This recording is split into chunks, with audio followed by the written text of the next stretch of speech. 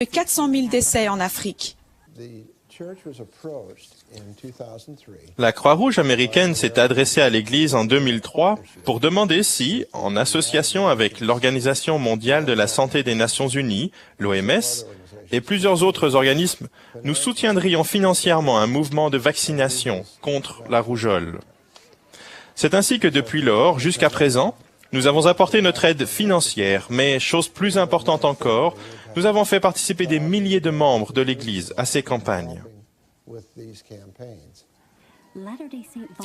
Les bénévoles de l'Église se sont proposés pour servir dans beaucoup de régions où la rougeole dévaste les localités, et les résultats sont mesurables.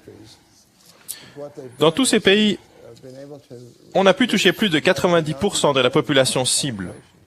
C'est ainsi qu'on a pu voir la rougeole baisser de manière sensible dans le monde au cours des années où l'Église a participé.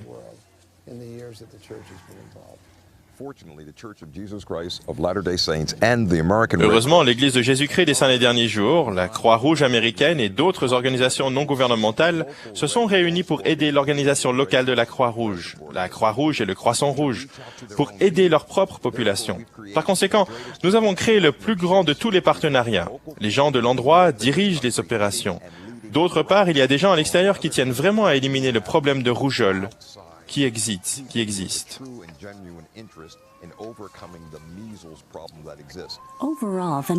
De façon générale, le nombre de décès par rougeole a régressé nettement en Afrique, avec 91% de cas mortels en moins rapportés depuis 2000.